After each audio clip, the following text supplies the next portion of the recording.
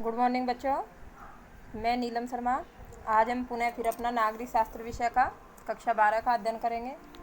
तो बच्चों, मैंने आप लोगों को पहले चैप्टर में भी बताया था राष्ट्र के निर्माण की चुनौतियाँ। एक राष्ट्र का जब निर्माण हुआ तो उसके सामने हमारे देशवासियों को किस प्रकार की चुनौतियों का सामना करना पड़ा। तो एक राष्ट्र के निर्माण के लिए बच्चों, एकता स्थापित करने के लिए, लोकतंत्र को स्थापित करने के लिए, देशवासियों में आपसी जो मनमुटाव पैदा हुआ था उन सभी को दूर करने के लिए इस प्रकार से अनेक प्रकार की चुनौतियां हमारे देश के सामने थी।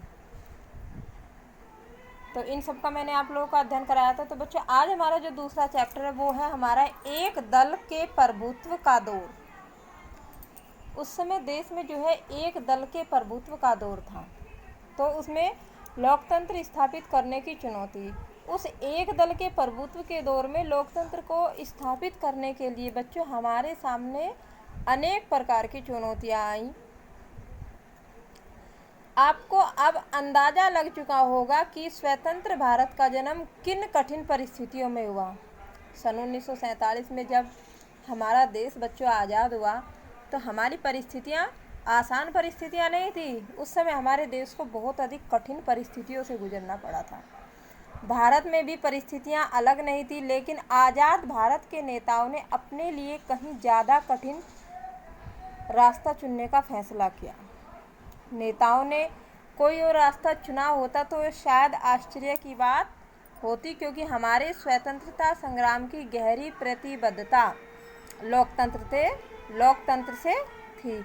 देश में देशवासी जो थे वो लोकतंत्र की स्थापना करना चाहते थे, तो इसलिए देश में लोकतंत्र की स्थापना करने के लिए अनेक प्रकार की चुनौतियां हमारे सामने आई थी। हमारे नेता लोकतंत्र में राजनीति की निर्णायक भूमिका को लेकर सचेत थे। वे राजनीति को समस्या के रूप में नहीं देखते थे, वे राजनीति को समस्या के समाधान का उपाय मानते थे। राजनीति को किसी भी प्रकार की समस्या के रूप में वो लोग नहीं देखते थे, बल्कि यदि कोई समस्या हमारे सामने बच्चों उत्पन्न हुई तो उन्होंने राजनीति को उस समस्या के समाधान के रूप में देखा। हर समाज के लिए यह फैसला करना जरूरी होता है कि उसका शासन कैसे चलेगा, किस प्रकार के कायदा कानून बनाए जाएंगे और किन किन कायदे कानूनों के ऊपर देश के जो नागरिक है वो अमल करेंगे। चुनने के लिए हमेशा कई नीतिगत विकल्प मौजूद होते हैं।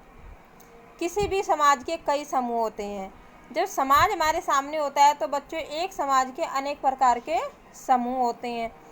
उस समाज में अनेक जातियों को, अनेक धर्मों को, अनेक प्रकार की बोली बोलने वाले व्यक्ति हमारे सामने रहते हैं। तो जब बच्चों लोकतंत्र को स्थापित करने के लिए इन सभी समाज की जो कठिन परिस्थितियां थी उनसे गुजरना पड़ा। इनकी जो आकांक्षाएं थी ना, वो भी अलग अलग थी। आकांक्षाएं, उनके अवसर जो थे सभी से अलग अलग थे और एक दूसरे से विपरीत भी होते थे। और इन सभी में अनेक प्रकार के समाज में जब समूह होते हैं तो किसी न किसी कारण से उन समूहों में जाति, धर्म, किसी भी प्रकार से उनके बीच में आपसी टकराव की एक भावना सी बनी रहती है। तो ऐसे में हम विभिन्न समूहों के आपसी टकराव से कैसे निपट सकते हैं। ये आपसी टकराव हमारे समाज में ना हो, इनसे हम किस प्रकार से छुटकारा पा सकते हैं। तो बच्चों, लोकतंत्र में इन सब बातों का ध्यान रखा गया। बहरहाल चुनाव आयोग ने पाया कि भारत के आकार को देखते हुए एक स्वतंत्र और निष्पक्ष आम चुनाव करना कोई आसान मामला नहीं है, क्योंकि हमारे भारत का आकार विशाल था, जनसंख्या भी बहुत ज़्यादा थी।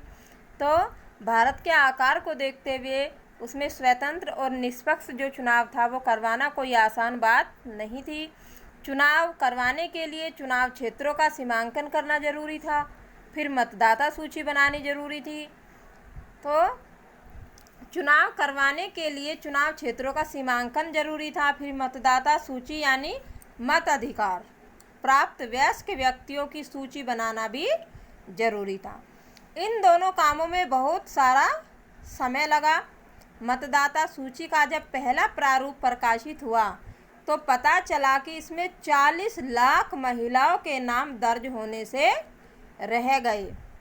देश के विशाल आकार और मतदाताओं की भारी भरकम संख्या के लिए लिहाज से ही पहला आम चुनाव अनूठा नहीं था, बल्कि मतदाताओं की एक और बड़ी संख्या गरीब और अनपढ़ लोगों की थी। क्योंकि बच्चों उस समय हमारे देश की जो जनसंख्या थी वो शिक्षित नहीं थी। देश की अर्थव्यवस्था भी उस समय अच्छी नहीं थी। देश में गरीबी की मात्रा ज़्यादा थी। व्यक्ति पढ़े लिखे नहीं थे तो अपने अधिकारों के प्रति वो जागरूक नहीं थे। तो इस प्रकार से हमारे देश के सामने लोकतंत्र को स्थापित करने की एक बहुत बड़ी चुनौती उत्पन्न हुई।